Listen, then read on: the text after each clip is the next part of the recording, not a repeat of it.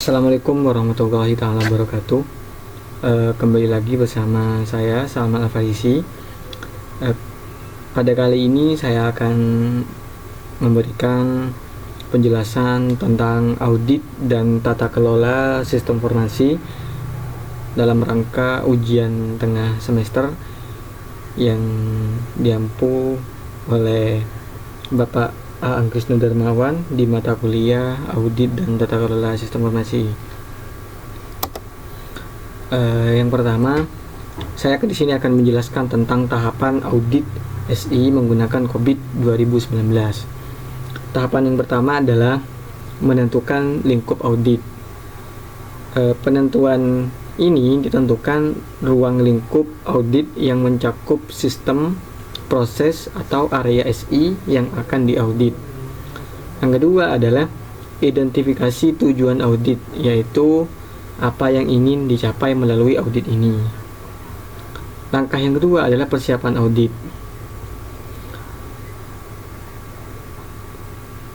Yang pertama adalah kumpulkan dokumen dan informasi terkait SI, termasuk kebijakan, prosedur, dan dokumentasi teknis. Yang kedua, identifikasi sumber daya yang diperlukan untuk melakukan audit seperti tim audit dan alat yang diperlukan.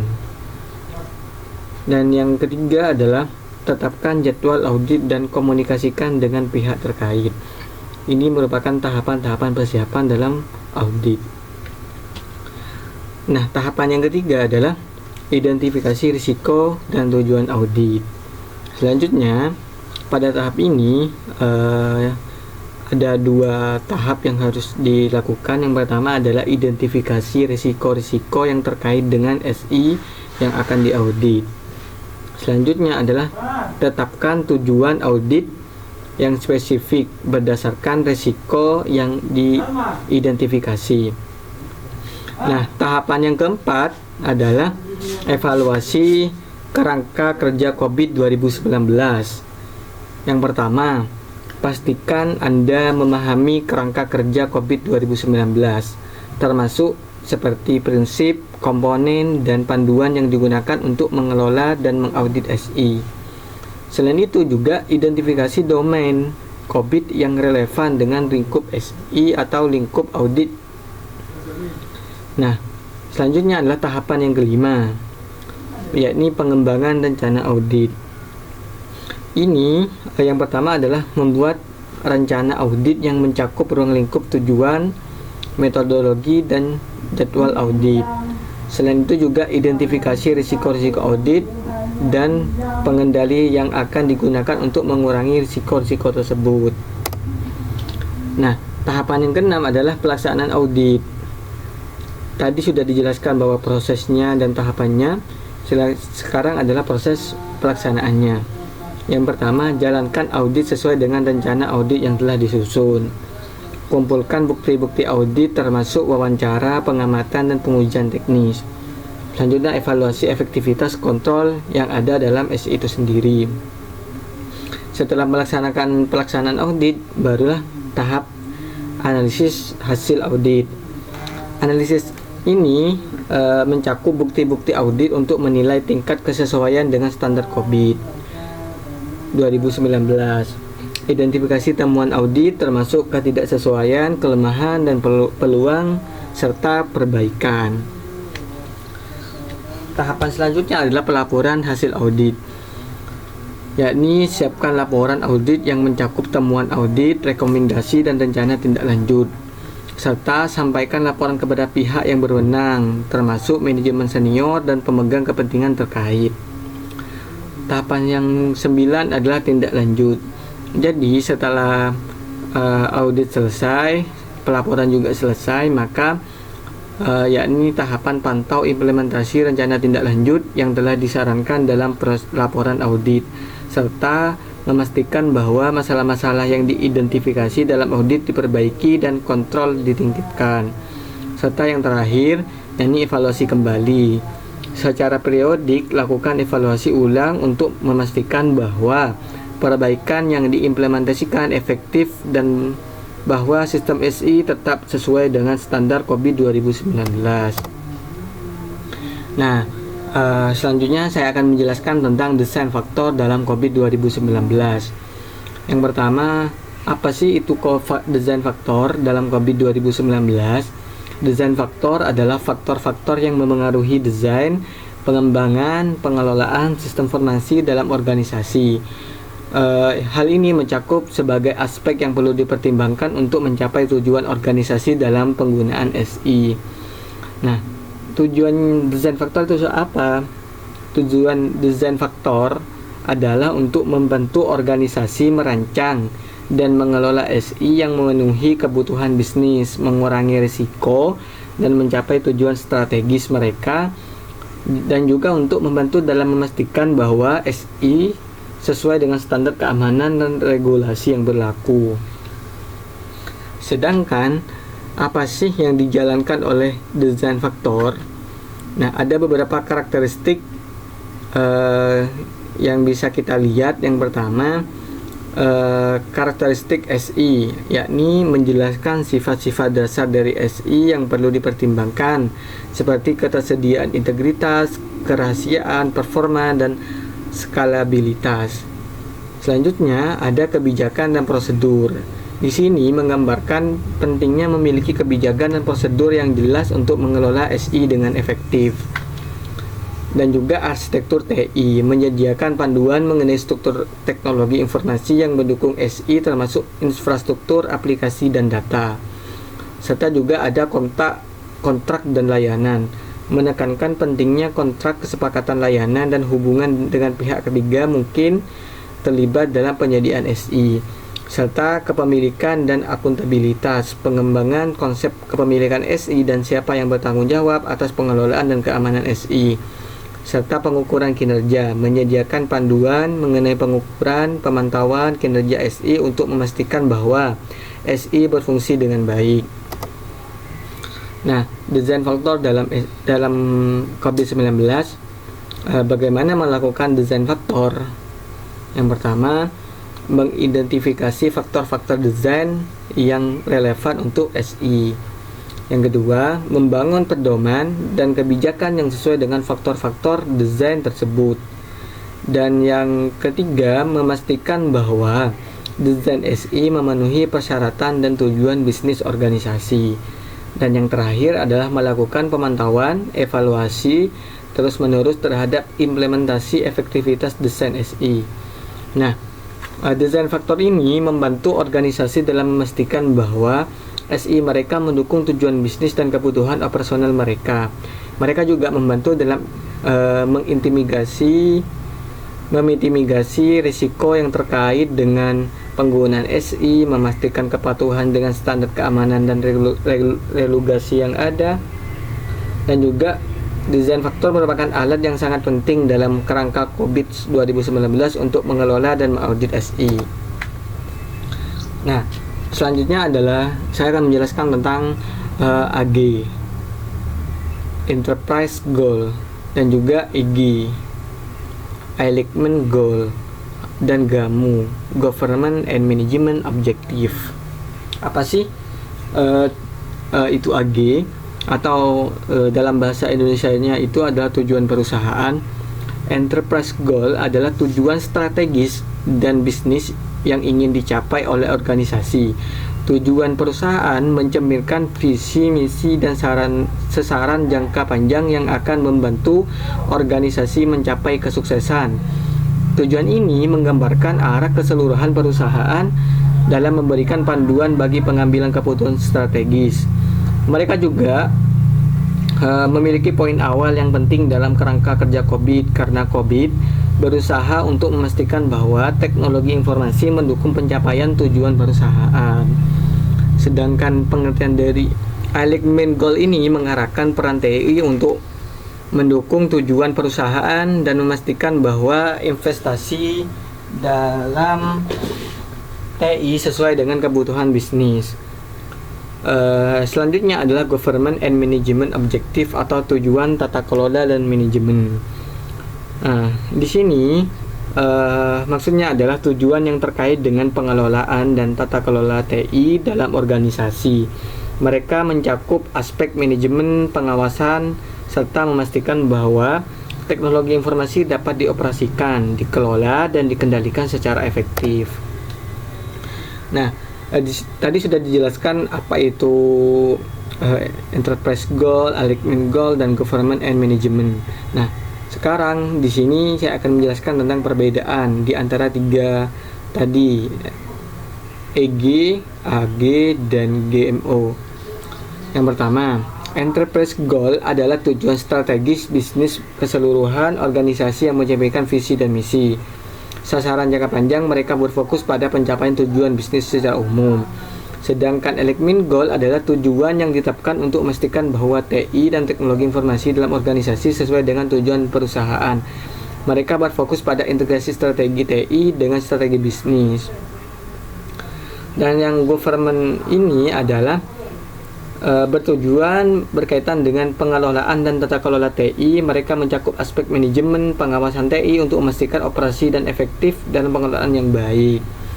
Jadi kalau enterprise goal ini ada berfokus pada tujuan bisnis secara umum, sedangkan alignment goal berfokus pada strategi TI dengan strategi bisnis, sedangkan government and management berfokus memastikan operasi TI berjalan efektif dalam proses pengelolaannya. Nah, cara memetakan enterprise goal, alignment goal, dan government and management ini ada 4. Yang pertama, pemetaan ini dalam konteks kerangka kerja COVID, di mana enterprise goal memberikan arah umum, sedangkan alignment goal mengarahkan peran TI, dan government and management objektif mengatur pengelolaan dan tata kelola TI. Untuk memetakan mereka berorganisasi maka perlu, yang pertama, identifikasi tujuan bisnis atau enterprise goal. Tentukan tujuan bisnis organisasi yang mencakup visi misi dan sasaran jangka panjang. Dan selanjutnya, keselarasan dengan TI. Tentukan bagaimana TI dapat mendukung tujuan bisnis. Rancang alignment goal yang memastikan bahwa TI mendukung dan selaras dengan tujuan bisnis. Serta yang ketiga adalah pengelolaan TI, yakni identifikasi tindakan yang diperlukan untuk memastikan pengelolaan dan pengawasan TI yang objektif dan efisien. Ini mencakup manajemen risiko, pengukuran kinerja, dan pengelolaan kepatuhan. Yang selanjutnya adalah penjelasan design toolkit. Apa sih itu design toolkit? COVID 2019 memiliki design toolkit, yakni adalah kumpulan dokumen atau panduan yang disiapkan untuk membantu organisasi merancang, mengembangkan, dan mengelola SI dengan mengikuti prinsip COVID 2019. Toolkit ini berisi sebagai panduan dan template yang dapat digunakan oleh profesional TI dan pemangku kepentingan organisasi. Sedangkan tujuan design toolkit ini dalam COVID 2019 adalah untuk membantu organisasi merancang SI yang mendukung tujuan bisnis, kebutuhan pengguna, kepatuhan dengan standar dan regulasi yang berlaku, serta toolkit ini memberikan panduan praktis untuk merancang SI yang lebih efektif dan efisien. Nah, apa sih yang terdapat dalam design toolkit? Yang pertama adalah panduan desain SI berdasarkan prinsip COVID 2019, template pernyataan tujuan bisnis dan kebutuhan SI, serta panduan untuk mengevaluasi kebutuhan dan risiko SI, panduan untuk mengintegrasikan desain SI dengan strategi bisnis, template untuk mengembangkan arsitektur SI, serta panduan dan template untuk manajemen risiko SI. Dan yang terakhir adalah contoh-contoh laporan dokumen lainnya yang dapat digunakan dalam proses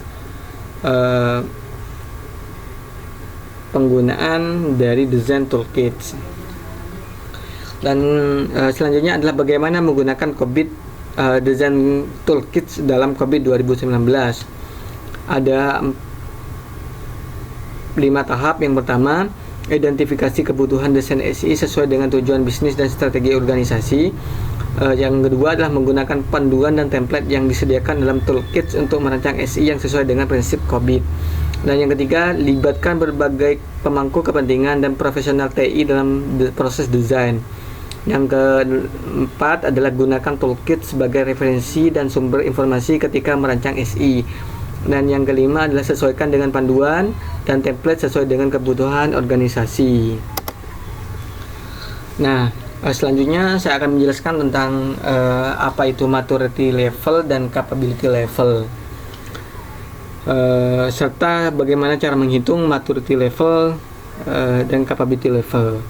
Maturity level atau tingkat kematangan itu merupakan pengukur sejauh mana suatu proses dalam organisasi serta berkembang dan matang. Ini memberikan gambaran tentang sejauh mana organisasi telah berhasil dalam mengimplementasikan proses-proses TI sesuai dengan prinsip-prinsip COVID 2019. Maturity level dinyatakan dalam 5 tingkatan, mulai dari 0, berarti belum ada kontrol, hingga 5, terkelola dan berkesinambungan. Setiap tingkatan memiliki karakteristik yang harus dipenuhi untuk mencapainya. Evaluasi tingkat kematangan dapat membantu organisasi dalam mengevaluasi meningkatkan kematangan proses TI mereka. Nah, cara menghitung maturity level yang pertama, mengidentifikasi proses yang akan dievaluasi. Yang kedua, menggunakan kriteria yang telah ditentukan dalam COVID 2019 untuk menilai proses tersebut. Nah, yang ketiga adalah tentukan tingkat kematangan berdasarkan kriteria yang dipenuhi oleh proses. Ini dilakukan dengan perbandingan kondisi saat ini dengan karakteristik setiap tingkatan dalam kerangka kerja maturity level.